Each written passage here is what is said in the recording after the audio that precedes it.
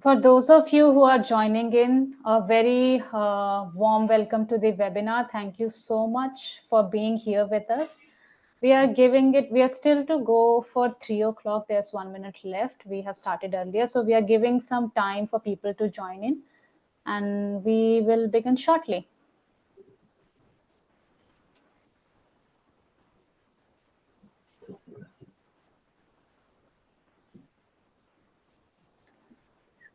This webinar is also being live streamed on YouTube. If YouTube is your source of information and you follow us on our channels, you could easily view this webinar on YouTube as well. If you're comfortable here, you're very welcome to have your information from here as well. A very warm welcome to all of you who are joining in.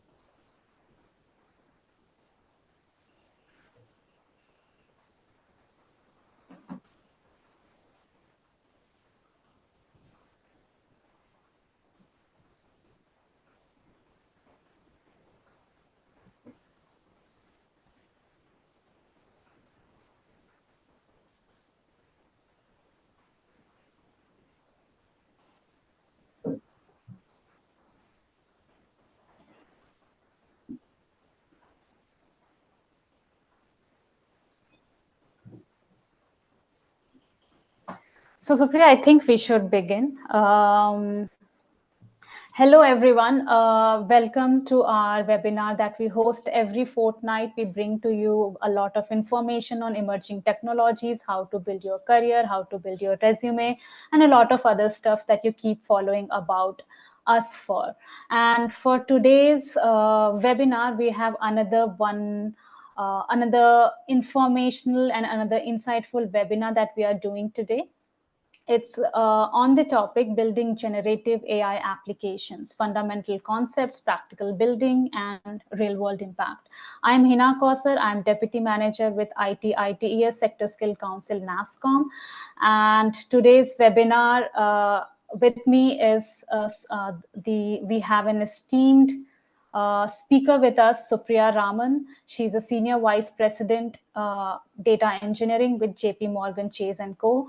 And she has 18 years of experience at various firms that she has worked with.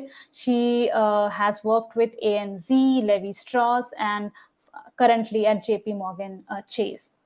And she has this exceptional hold on data analytics, strategic leadership, innovation, and driving excellence in these areas. So for today's webinar, we would be along with Supriya. Supriya would be taking us through various aspects of generative AI applications, including the word that we often hear but we are not clear about, including natural language processing, deep learning, all those details that we often come around but we are not sure around. At least that's the case for me. All of this information is quite we read about it but are not sure how to go about this or building a career in Gen AI. And for most of us who are into communication, who are into our professional jobs, who are students who are currently pursuing their education in colleges, we do understand that generative AI is changing the landscape as we know it, and it's being used from generating content to generating voice to generating even our videos and images. And for each one of us, it's confusing if Gen AI would be applicable in all of the areas of our jobs and our professional lives and the careers that we would be pursuing. So for all of that information and to eliminate all the confusion that we do have about generative AI, we have Supriya Raman with us. Supriya, sorry for taking so much of time, and I welcome you on board to this webinar. Thank you so much for being here with us. Thank you, Hina. It's a great pleasure to be on this platform, and thank you for the introduction. Without wasting much of the time, I'll start with the topic. As Hina mentioned, today we will be exploring more of how we are building applications with generative AI, and talking about the agenda which we have today. We will start by understanding what is text. Basically, if you have to do anything in generative AI, which is more of the text, then what is text behind and why it is so complex to understand a text? Why do we need generative AI? That is the first thing. All the large language model which we have in the market today is based on transformer, the encoder decoder architecture. So we will quickly touch on encoder decoder architecture and the transformer architecture. Then we will talk about generative AI lifecycle. If we have to develop a project end to end in generative AI, what will be the different phases that we will explore through? Also, when we are using generative AI, there can be different flavors of it. You can do it using prompt engineering, you can do it using RAG, you can fine tune the model further, or you can also use RLHF, which is reinforcement learning using human feedback. So we will explore through all these terminologies. Finally, we will explore the architecture of a Gen AI application, and then we will look into some of the challenges which we have while we develop a Gen AI application. With that, let's start with talking about understanding a text. So when we say text, right, there are different phases of understanding a text. And first phase always, I have divided it into three different phases, and we always start with lexical processing. When we say lexical processing, we divide the whole text into small tokens. Tokens can be as simple as word, it can be even sentences. But the crux is you divide the whole big chunk of text into small pieces, and then you try to understand each token at separately. The best example to explain this is, suppose you have emails and you want to understand whether it is spam email or a ham email. Then how will you go for it? You actually go for the words, right? And you try to catch up those words which might make it very feasible that this is a spam or a ham. And that's what exactly is lexical processing, where you break the text into small pieces and then you understand each token in solace. The second phase of it is about syntactic processing. When we do syntactic processing, it is more about understanding the language. Therefore, the context of the whole sentence make a lot of difference, and pause, which is part of speech of the language, it is very important in this phase. What I mean by part of speech is a particular word, whether it is a noun or a pronoun or an adjective and adverb, it makes a lot of difference. Also, whether a particular word can be subject or predicate or object, that is what we figure out. So we actually put the context of the grammar of the word together and we try to understand the whole syntax of the sentence together. And the third phase is when you try to understand the semantic of the sentence. When we try to understand the semantics, there is much more processing which goes behind than what has been said. To give you an example again, suppose I tell you that a cat is walking. As soon as I say cat, as a human, in our mind, we can think of an animal who has two eyes and a tail and so on, right? But in my sentences, I have not described cat. And that is what exactly semantic means.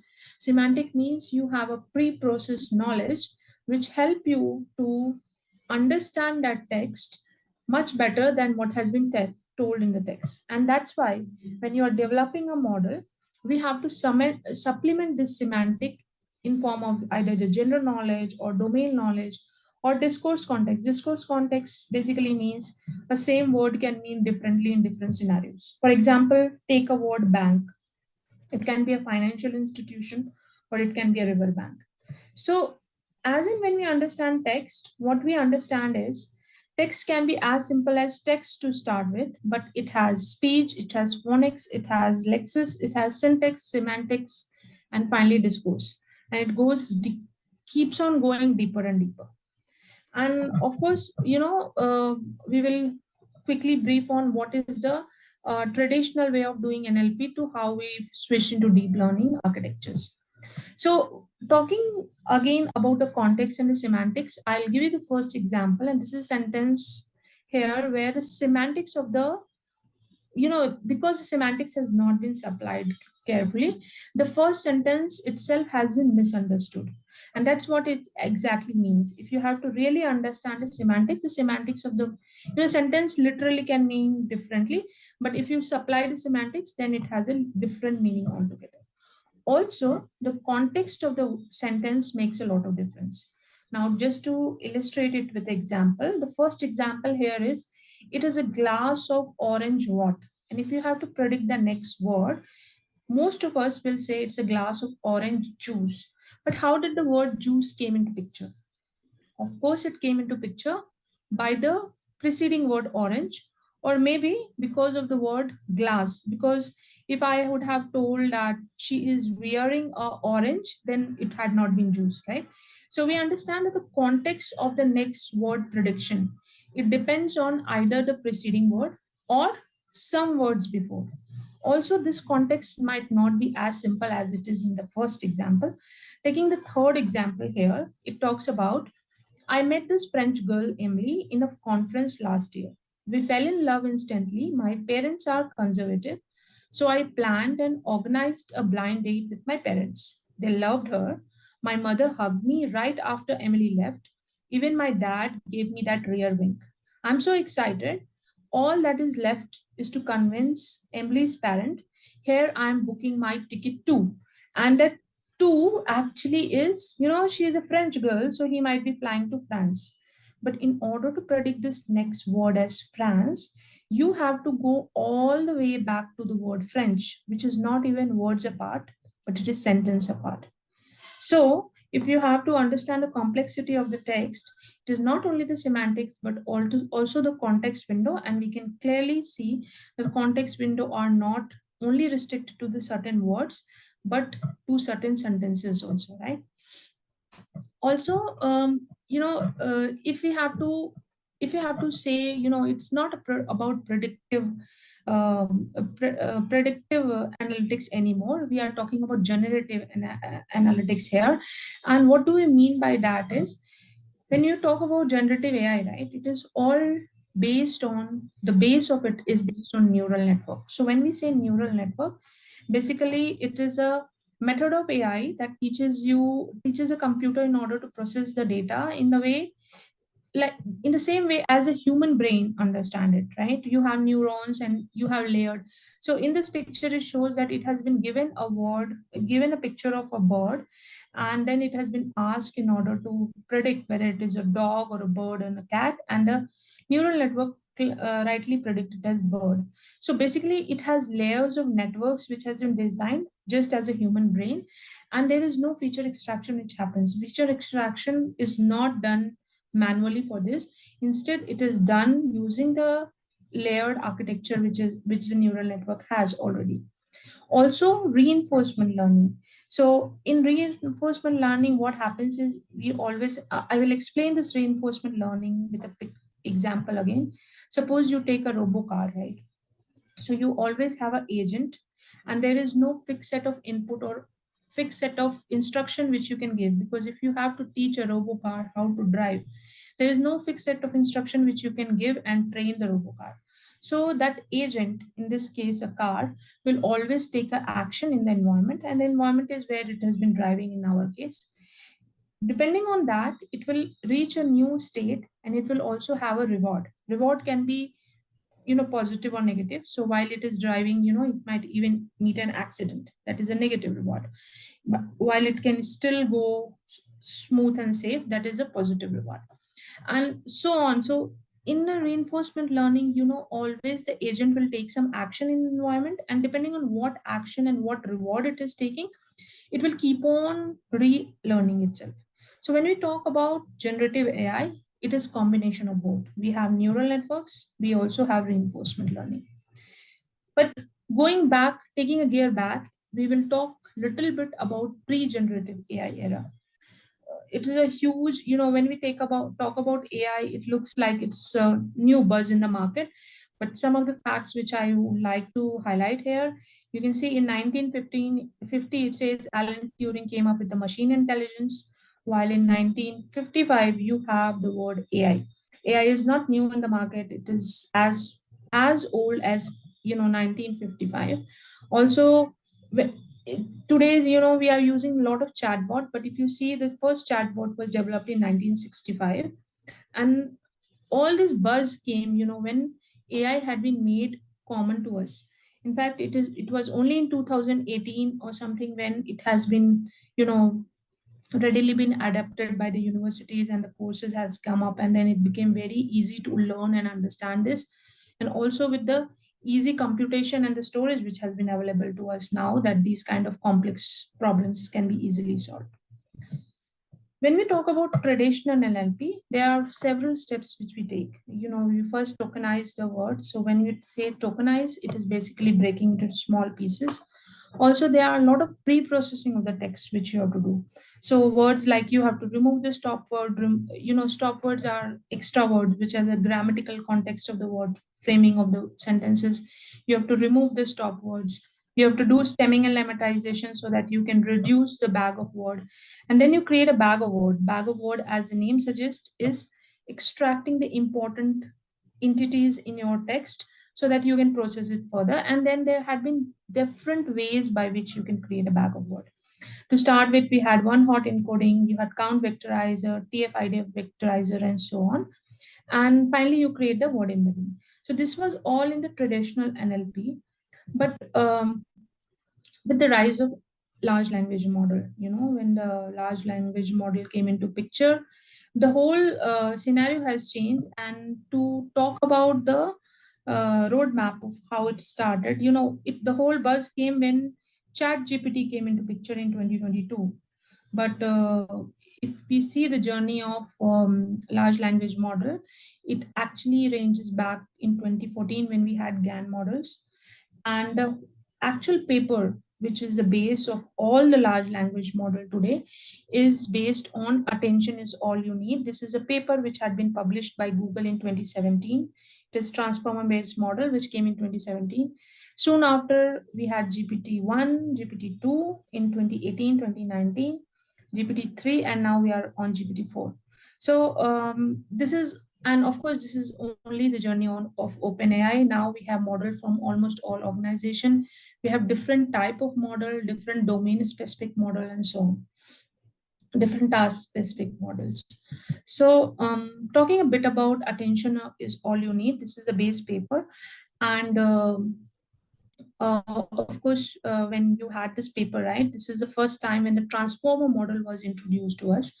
What this transformer model actually means is, you have a set of encoders and a set of decoders. So it always says that you have a set of encoders on the left side, and then after the input will pass through the encoder layers, it will create an embedding which will be fed back to the decoder, and the decoder will give you the results. Not going into detail of it, what I really want to show you is what is generative AI. So when we say generative AI, it is no more prediction which is being done onto the existing data, but you are actually generating the data. When we say generating the data, data can be anything. It started with text. Now we can generate images, we can generate sounds, we can generate audio, video, and whatnot. What are LLMs? LLMs are large language models. These are large language models which are pre-trained on a huge amount of data, and the data can be of different ways, different dimensions. And then these models, once the model has been trained, then they are specialized to do a wide range of activities for us, and we will see some of the use cases in a short bit of time. But what are those activities which it can perform for us, like summarization, machine translation, and so on. So if you have to do as is these tasks, you can just reuse this large language model, pre-trained model, and you can do this activity. But at the same time, if you want to do something very specific with the large language model, then we will explore further words like prompt engineering, RAG, and so on in the further slides. So the question comes, are all large language model generative AI? No, all large language model are not only used for natural language generation, but it is also used for natural language understanding, which is NLU. So it can be used for sentiment analysis, it can be used for classification and whatnot. And broadly, if I divide the large language model, there are two specific kind of models which we have. We have transformer model, and when we say transformer model, they are primarily text. And we also have diffusion model, which is primarily for images and for videos. So before we proceed, let's talk about some of the use cases of the transformer model. This is when I say transformer model, these are all large language model. And it all started, in fact, the whole experiment which was being done initially, with which the transformer model came into picture, was done on machine translation. So the first models which has been developed using BERT were being developed in order to do the translations, machine language translations. But there are a list of wide range of tasks which these languages, which these models can do. And to start with, you can have something like essay writing. Essay writing is a very generic word, but if you have a short topic, right, and if you want to generate something out of it, suppose you want to create a PPT on generative AI, right? You take help of Gen AI, and then you can do that. So any kind of content creation can be done. That is the first use case. We can also do summarization. If you have huge amount of knowledge repository, but if you quickly want to understand what is written into it, instead of reading through it and then trying to understand it and then summarize it, you can quickly provide that document to large language model, and the large language model can produce a very effective summary for you to understand through. We talked about language translation. In fact, language translation is now being extended for the local languages now. Of course, we had a standard language translation always there, but now they are trying to extend it to even to the local languages, so that you have, the translation available even for the very local, languages which are available, so that people can easily understand through. And that's where also we are utilizing LLM for the information retrieval and also to invoke API. And there are a lot of use cases. We will explore some of these in our upcoming slides. So as we say, the transformer architecture, we always have encoder and a decoder. And this is an example which is for the language translation. If you have to do the language translation, you will give a sentence. It is just taking it very simple. It is just giving a sentence, but it can be a paragraph, it can be a document, and so on. So you feed it to the encoder. Encoder will create the representation, and the representation will be fed to decoder. And decoder layers will actually give you the output in the translated language. So this is basically the very basic encoder decoder model which had been developed. But as you can see, you have different variation of this. You can have encoder only model, you can also have decoder only model, or you can have both encoder or decoder model. And all of these have different purposes. We will see in the next slide, which is following. This is the first model. When we talk about large language model, it always start with BERT. So BERT is an encoder only model, and if you see, it has a stack of encoders. And of course, we have stack of encoders and stack of decoders, because we can understand that text has its own context and semantics. And in order to understand that complexity, it cannot be done with a single encoder or single decoder. And that's why we have stacks of encoder and stack of decoder in order to do the same task. So if you see the BERT model, it had, transformer paper which has been published in the beginning had been published with 6 encoder decoder layer. While when the BERT came into picture, BERT has two versions, BERT base and BERT large. BERT base came with 12 encoder decoder layers, and BERT large came with 24 encoder decoder layers. This is in fact, this is not even a recent picture, but of course, it talks about many of the important large language models which we have in the market. You can see very clearly that all of the base of all these models are transformer architecture, but we have encoder based architecture. If you see encoder based architecture, they are mainly used for sentiment analysis or classification type of task. And we have different variation of BERT. So you have BERT, you have distal BERT, robota, and so on. Also, we have decoder based model only, in which we have the generation based model. And it all started with OpenAI, where we have GPT 1, 2, 3, and GPT Chat, GPT 4.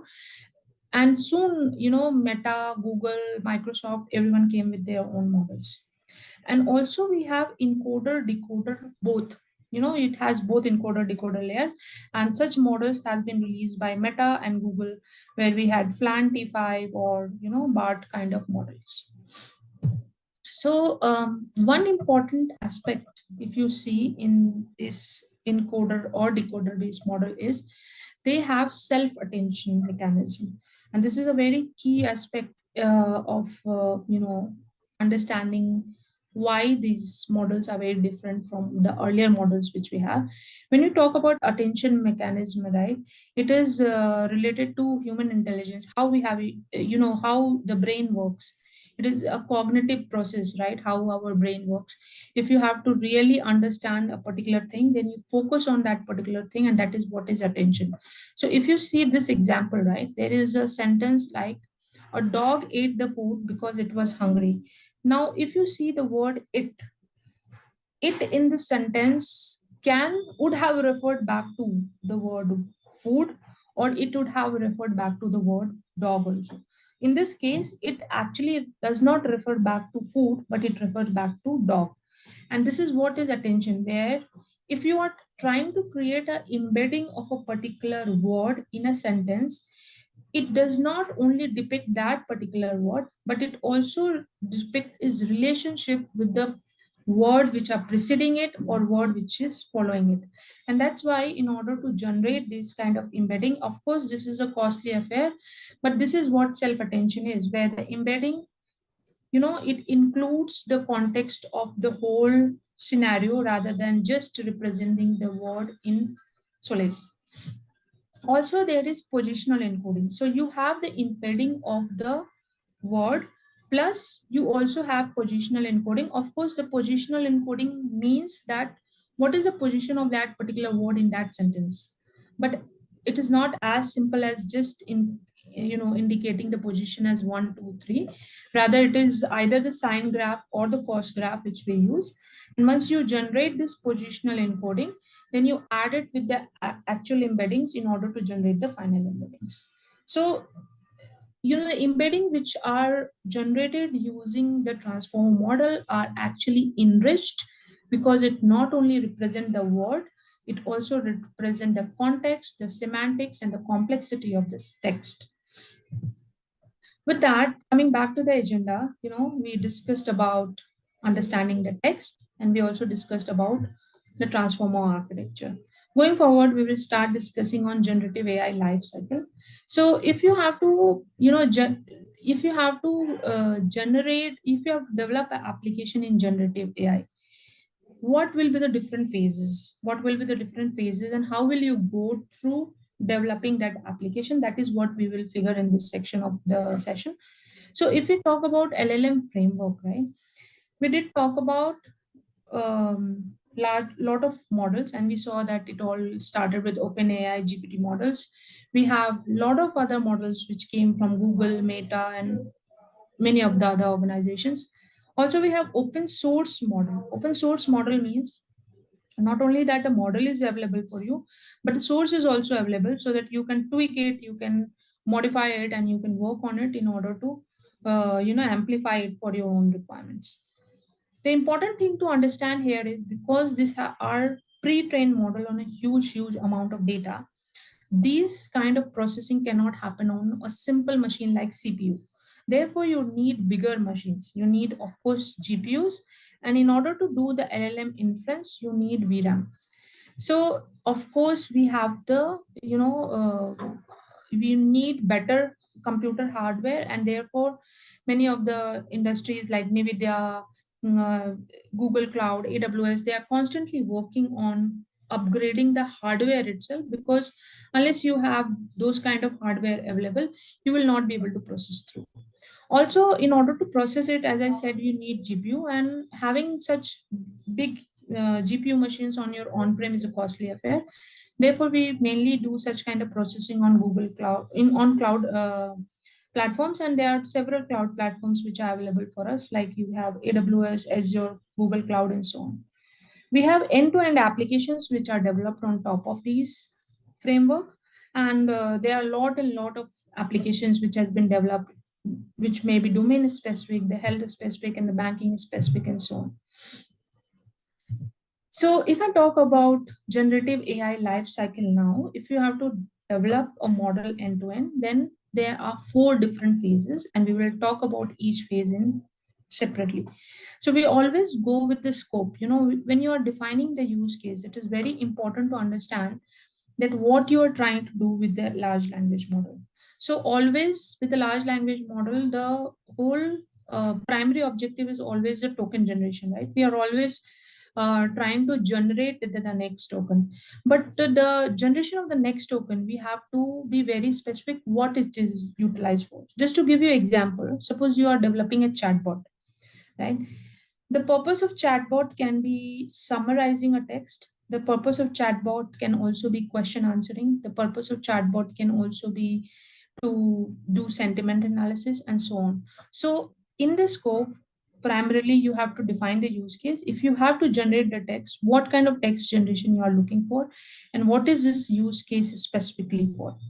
The second phase of it is you choosing the right model, because as I said, now we have so many of the models which have been pre-trained, and choosing the right model make a lot of difference, because if you're not choosing the right model, then you might not come up with the accuracy which you are expecting through.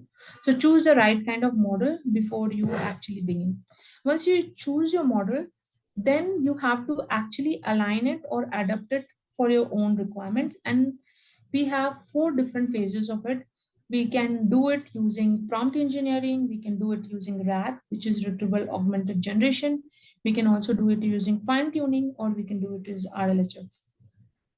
Once you adapt it, then you actually evaluate your model, and finally you go for the deployment of it. So the most important part, this part is very simple, where you choose the model. While choosing the model, it is simple because you are just loading the model and utilizing it. But further, if you have to adapt and align it for your own requirement, which of these process which you will be actually using will make a lot of difference. And as I said, there are four ways by which you can adapt this model for your own self. So we will always start with the prompt engineering. When we say prompt engineering, there are simple text, like it is a simple text, English text which we give, because you always ask the question to the large language model in the English language, and you expect a response. But this English like language, the prompt itself, in order to craft a very specialized prompt, it is a very, because the more the efficiency of your prompt will help you to retrieve the best result from the LLM. So while you are defining the prompt, you will see how many different ways we can craft the prompt. The second phase of it is about RAG. As the name says, RAG is retrieval augmented generation. It has two phases, and it is always, you have to first retrieve the data. It is ingestion of the data. So on, we understand that large language models are pre-trained on huge amount of data. But suppose you want to supplement it with some extra data, right? Suppose have to do a recommendation, right? And I have to do a recommendation for my product. So I have a document which is very specific to my product, and I want to provide that product specification document as a supplement. Then I can add up RAG, because I can do the retrieval of that document, and then using that document you can do the augmented generation. We will see different versions of different flavors of RAG again ahead. Also, fine tuning in both these versions, right? In prompt engineering or in RAG, you are not touching the base model at all. You're trying to tweak the nature of the model by the external facilitation. In prompt engineering, it is only prompt. In RAG, it is enhanced context which you're providing. But in fine tuning, you actually go and try to change the weight of the model itself. What do you mean by go and try to change the weight? So we saw that LLM models are actually based on neural network. So it has a huge set of weight and bias which has been stored. Now, if you want to train the large language model on a particular domain, or if you want to make it very specific for a specific reason, then you can fine tune it. You can actually go and tweak the weight and the bias of the model itself, and then you can fine tune it for a very specific purpose. And the last one is, of course, pre-training. When it says pre-training, it means that you are trying to train a LLM from scratch. When you're trying to train a LLM from scratch, it is a very costly affair, because first of all, you need such huge amount of data. And the best example of pre-training can be Bloomberg GPT. If you would have heard about Bloomberg GPT, it has been mainly trained from scratch on the financial domain data. So if you have such amount of data and you have such amount of processing and the GPU and the support and the storage available, then you can always train it from scratch. And as you can see, all these four aspects can always help you to make the best utilization of the LLM model. But as and when you proceed from the left to right, your complexity will increase, and so will your compute intensiveness. Okay. So if you see, you always have a base model to start with, but you can, on a specific knowledge base, you can fine tune the model, or you can use RAG. In both cases, using the base LLM, you can fine tune the LLMs. Okay. With that, let's talk a bit about prompt engineering. So as we said, we always have a LLM model, and the input which you provide to LLM model is in an English-like language, right? So in this case, you are giving some English-like language, and this is the prompt, and that's why it is also called that English is now our new programming language. And LLM model will take this prompt, it will process it on its own predefined model, and then it will give you the completion, which is basically called a response. In this case, it is basically giving the sentiment because we are asking for the sentiment. And then there are different tweaks which you can do with the prompting. The prompting can be as simple as it has been kept at the first half of the slide, but then you can tweak it, and then you can amplify it with different version of prompting. So here it shows that it can be zero shot. Zero shot means you're not giving an example, rather you are just giving a prompt and then you are expecting an output from it. At the same time, you can also have one shot example where you can, before you ask any question from the LLM, you are actually giving an example to it. So you are saying, classify this review. You gave a sentence and you said that this sentiment is positive. And then you are giving a second sentence and then you are asking sentiment. So it is basically giving it, supplementing it with some kind of example so that it can give you better response. And if you can also have few shots of prompting where you can provide more than one examples. Also, you have chain of thought of prompting. Chain of thought prompting is basically used when you are doing some mathematical kind of problem where LLM are not well versed in order to give you the output as is in one go. So you can always tweak your prompt in order to say that go step by step, or do the processing step by step, or you explain the process, and so on. So if you do such kind of chain of thought processing, you will always expect a better response from the LLMs. We will talk about a RAG. We talked about RAG and we said that it is a retrieval augmented generation. So I have given different versions of RAG which we are utilizing. So if you see the first picture here, it shows that we have a user. It throws a query onto the model, and model is giving a response on the back. This is the traditional LLM which we talked about, right? So if you are just using prompting, then you have a prompt, and prompt is submitted to the large language model, and the large language model will give you the response back. But if you talk about RAG is basically enhancing the context. So you will have some kind of external memories. When you say external memories, it can be documents, it can be databases, table, chatbot, Confluence pages, Jira pages, or whatnot. Any external kind of memory, you can retrieve the data. Basically, you have to ingest that data, and that ingestion of the data along with the query of the user, query means prompting, is now being supplied to the LLM. So now LLM does not only have the query which the user is submitting, but it also has been supplemented by external memory, and together that is submitted to the large language model, and then the large language model will in turn return you the response.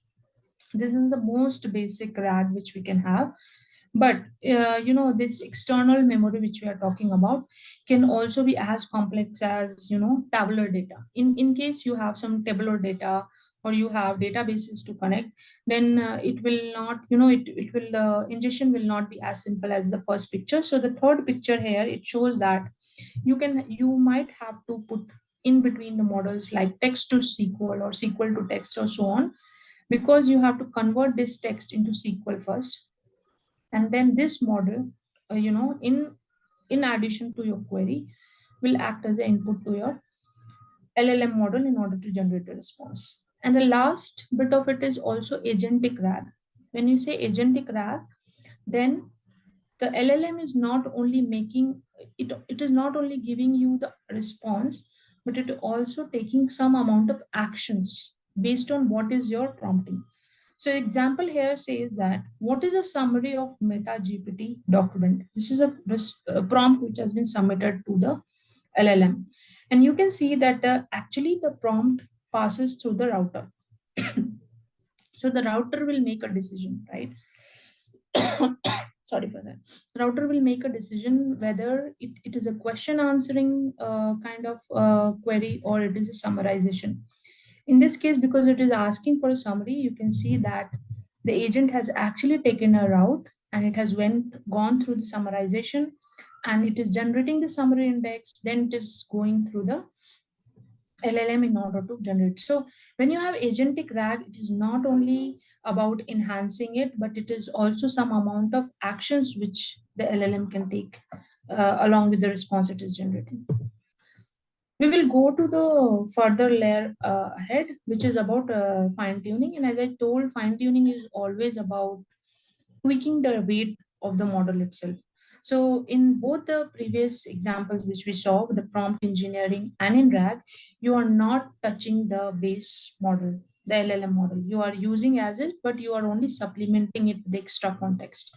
But in fine tuning, if you really want to enhance your model for a particular task or for a particular domain or for a particular enhanced particular kind of specialized work which you wanted to train it, then you can actually fine tune it using your own public data set or a personalized knowledge repository. And the best example of the fine tuning is your PEFT model, parameter efficient tuning, in which you always have the base weights, and in addition to it, whatever is your personalized repository, right, you also generate extra weight. The base weights are always frozen, and on top of it the extra weights are calculated, which in turn is freezed together with the base weight of the LLM, and then that is used in order to do the further prediction. The example of the PEFT model is a LoRa model, and we are using LoRa model a lot for fine tuning our task. And the last bit of it is RLHF. RLHF, as a name suggests, is reinforcement learning using human feedback. And we saw in our previous slide, right, when you talk about reinforcement learning, basically there is no finite set of instruction by which you can train. Basically, you learn from your own experiences. We talked about robocar, right? So you actually take action, and based on how your action react on the environment, you have rewards, and based on your rewards you keep on taking the next action. So when you do reinforcement learning using human feedback, of course it is a very costly affair because humans are involved, right? And if you see this example, you have a prompt and the LLM is generating three type of completion, and then you have three different user, right? And each user is told in order to mark which of these the responses are based on the priorities. So each user have marked it differently. With two of the users says that the yellow one is on priority one, while and so on. So basically, the response which the LLM has been generating, right? You can use a human feedback in order to label it or you mark it, so that you have the priorities marked. And then once you have the feedback with the human, then that feedback can be fed back into the LLM in order to make a better decision. So the first picture here, if you see, if you talk about the performance of the RLHF model, you can see that with no fine tuning, you had a very less performance. When you did the initial fine tuning, you have a better graph. But if you do the fine tuning using human feedback, you have a very elevated performance. Of course, the performance goes par, and it is very good to have RLHF. But as I said, it is a very costly affair, and mostly because you need people, human, who are trained or very specialized in that particular domain. Coming back to the agenda now, we have now discussed about generative AI lifecycle. We discussed about prompt, RAG, fine tuning, and RLHF. Next, we will go to discuss the architecture of the Gen AI application. And finally, we will conclude with some of the common challenges which we have in order to develop these kind of architectures. So if you see the architecture, right, we talked about prompting. And of course, you have static prompts. Static prompt is basically you have simple prompts, which has not been specialized using any kind of composition or template, and you keep on enhancing your prompt. So you can have prompt template, you can have prompt composition, contextual prompt, and so on. You can do prompt chaining. And finally, we talked about RAG, which is a second method which we talked about.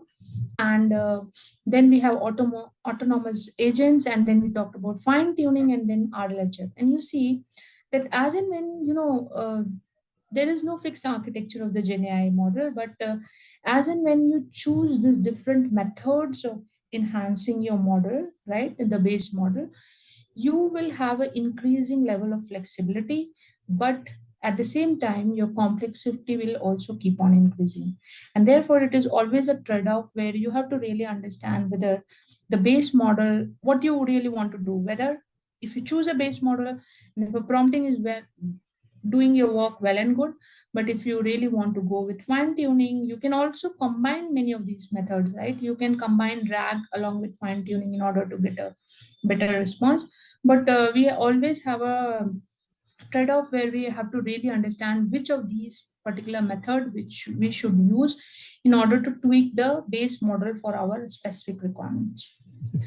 Now, this is one of the architecture which I picked up from the LangChain paper, and this is a very generic architecture which we are using if you are using a RAG-based architecture. So I'll just quickly explain you this picture. If you have multiple documents like this, and of course here it is showing PDF, but you can have the input in any form. You can have any kind of um, input. You can have tables, you can have documents, you can have conference pages and whatnot. So any kind of input which you have, the first phase is always to chunk the text. So basically you take this huge amount of text, you break it into small pieces, and that is what is called chunking, which is also kind of tokenization. But in the generative AI, we generally call it as a chunking of the text, and there are different methods by which we can chunk the text. So breaking it into small pieces. Once you break it into small chunks, then you create embeddings out of it. And you can see that for each chunk, we have embeddings which has been created. Generally, we store this embedding into vector databases. In this example, it is showing Pinecone, but you have many vector DBs which are available. Like you can use ChromaDB, you can use Facebook AI, semantic search, which is FAISS, and so on. So you have many specialized databases which are specialized in order to store the vectors embeddings. So you store it into vector embeddings. And then if you see, here is our user at the top, and it is giving a prompt. The prompt is as simple as it is asking, what is a neural network?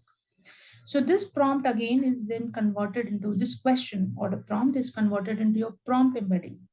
So you have a prompt embedding generated, and using this prompt embedding, you actually do a semantic search onto the embeddings which is stored in your vector DB. Once you do the semantic search, you come up with the ranked results, because in the vector DB basically it's an indexed content, so it will give you the ranked result. Using this ranked result as an input to your base LLM, you finally generate the answer, which is been then given back to the user. And this is the most basic architecture which we have for the RAG model. Now, talking about some of the challenges, which very common challenges which we have with the LLM models. To start with, when you have to evaluate the LLM, right? It is a very big challenge. It is, how will you evaluate whether the generation, because it's all generating, right? It's a new content which has been generated. So how will you evaluate basically that the generation is correct? And there are different aspects of even evaluations. To start with, the first aspect is how will you assess that the answer which has been generated is actually safe, accurate, reliable? If you see here, there are different metrics which has been taken. So it talks about answer correctness, it talks about relevancy, semantic similarity, faithfulness, and so on. And basically, if you see the model, it is taking Minster 7B. Minster 7B is one of the large language model which we have. So the first column here, it shows the Minstrel 7B, the base model as is, while the second column talk about the fine-tuned version of the Minstrel 7B model. The third one is about Minstrel 7B model plus RAG, and finally we are using both fine-tuning plus RAG, both, right? And you can see for each of the metrics which we have used, the metrics actually keep on increasing. Finally, when you are using fine-tuning plus RAG, you have the best metrics. So of course, if you have to assess it, you can assess it into different versions of what we have talked about. Again, keep it in mind that if you are using both fine tuning and RAG, it is a more complex scenario where you are, it is a compute heavy system basically which you are creating. So there is always a trade off between whether you have to really go with fine tuning or RAG and you need such high accurate metrics, or you can, you are happy with a lesser accurate metrics, but it is a cheaper affair. The second one is, of course, related with the cost and the latency. And in fact, as I told, none of these model can run on CPU machines. So you always require accelerated compute, huge machines like GPUs, and for inference, you always need VRAM in order to load these kind of models. So it is very important that we keep a track of the cost and the latency, and that itself is a very challenging affair, because you have to keep track of how your memory or how your storage or how your compute is being utilized in each of these versions. The third aspect of it is about developing it responsibly. And when I talk about responsible AI, it is a science in itself. And of course, all the major organization have come up with different meaning of responsible AI. But when it comes to responsible AI, we are basically talking about how responsibly you're developing it. Basically, while you are using it, are you introducing any kind of bias? Are you generating the response which is fair for everyone, and whether you are keeping into track of the privacy and security of the intellectual properties and so on. And finally, we have model enhancement. So we talked about all these aspects, right? We talked about prompt engineering, fine tuning, RAG, and so on. You can see that if you have to optimize your own large language model, the base architecture which you have to develop, then again, the model enhancement, how will you actually practically deploy? And that optimization itself, you need to evaluate it, because every time when you evaluate it, then only you will further come to know that how much optimization more you really require. So this is the first scenario of evaluating the LLM, and we talked about responsible AI. Of course, in responsible AI, for each of the prompting, you are trying to assess whether it is really helpful or honest or harmless, and there are different pillars of responsible AI, as we talked about, right? It is fairness, transparency, and in fact, we have to develop as data leaders, we have to develop metrics around each of these pillars so that we can measure all these aspect of responsible AI effectively. And the final bit of it, which I want to talk about, is LLM inference optimization. Basically, if you have large language model, and I talked about, you cannot process it on CPU or small machine. You of course require VRAM in order to load it, and GPU machines.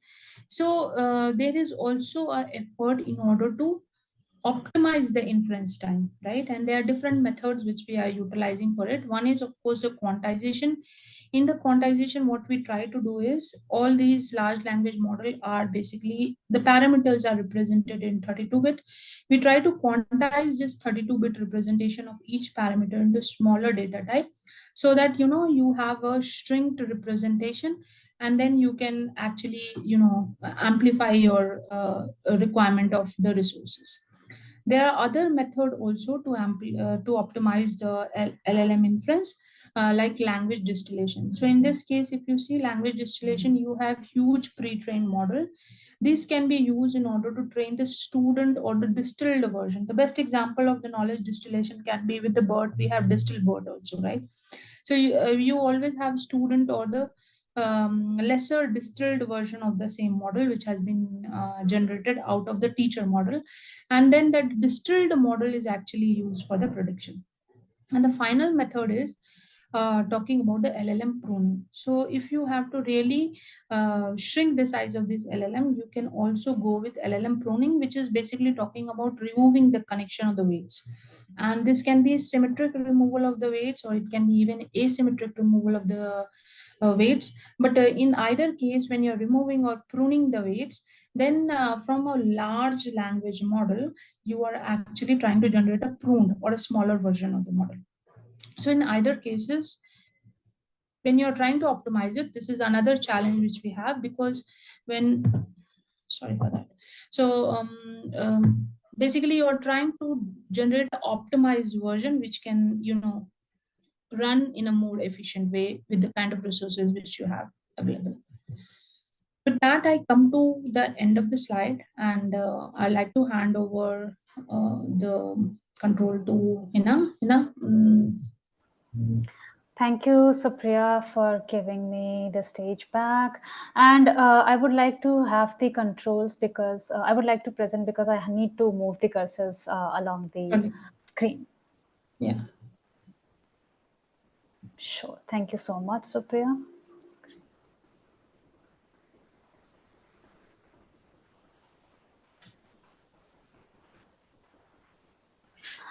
Thank you, Supriya. That was such an informational 60 minutes of our lives, because there was a lot of information to grab and to understand how LLMs and generative AI actually works, especially all of those new information about how AI is not new. It's not 2020.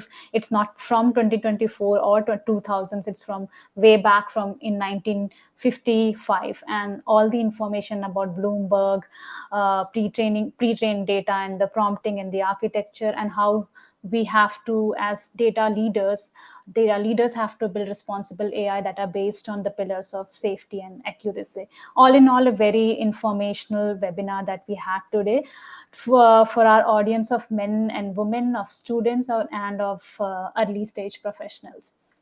So I would take a few minutes to take our audience through the platform from where they can grab all the information about generative AI. I'm also very happy to announce that we have Google Cloud Generative AI course on our platform live that they can go to, log in, and complete the course on. So this webinar has been brought to you by FutureSkills Prime. It's a digital talent hub for India, and it's an initiative by Ministry of Electronics and Information Technology, MeitY as we call it, and Nasscom. You can see over the right hand side corner the sign up QR code that you can maybe scan onto your Google cameras, and then go to the channel that I am talking about.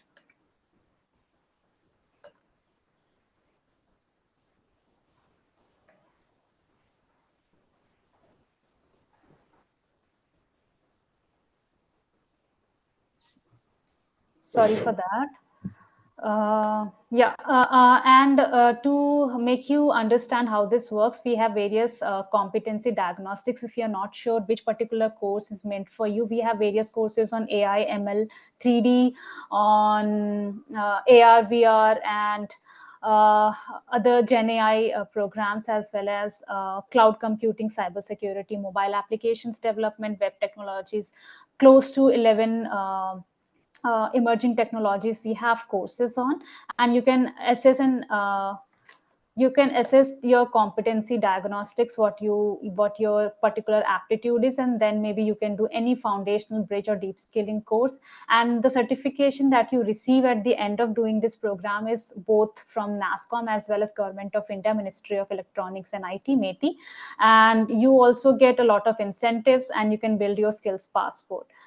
This will help your career, of course, and this is the certificate that you would receive. As I mentioned, it would be certified by both Nasscom and Ministry of Electronics and IT, and this is the kind of certification you would be receiving when you complete the course.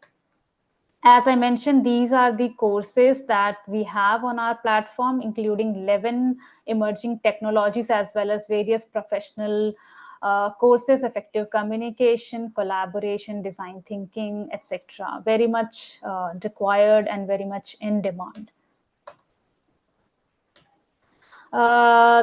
These are aligned with the industry. So whenever you do any course from our platform, you can get credits for your course into your academic curriculum. So whatever time that you invest in building your career, it directly goes to the credit that you can build in your academic calendar.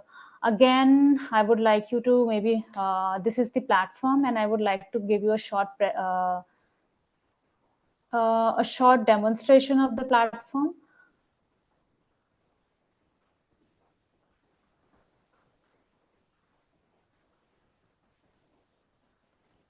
So this is the FutureSkills Prime platform. This is the sign up button. Once you click in, I have already clicked onto the platform so that we can log into quickly.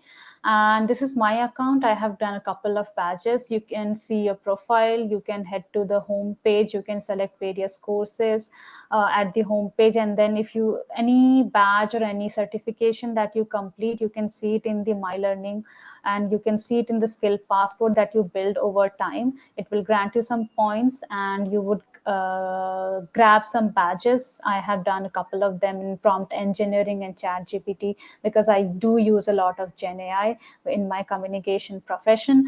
And then you can, of course, share these badges on your social media platforms and networking platforms, including LinkedIn. So quite a lot of detail in a short amount of time for our audience. And now I would like to take a back step and ask Supriya to answer any questions that our audience might have. Surely.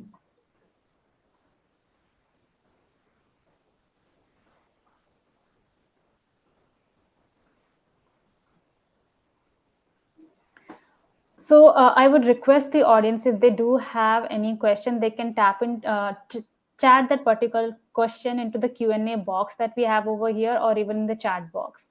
Supriya would be answering those questions for you.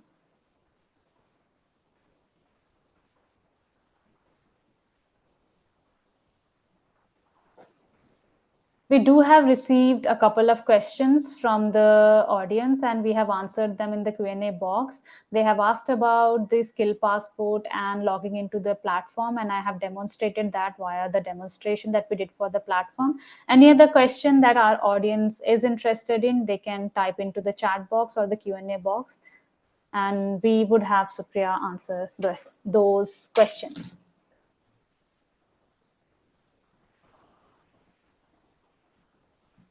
Surely, otherwise, I'm also available on LinkedIn. If you have any queries, follow up also. You can follow me on LinkedIn and we can chat there also if you don't have immediate questions. Great, that sounds good, Supriya. Thank you so much again for giving your valuable time from the busy schedule that you have. Thank you so much for the informational webinar that you did for our audience. And thank you so much for being here. And I would also like to thank you, the audience, for being such a patient audience and being with us till the end of the webinar. Thank you so much, and have a great day, everyone. Thank you.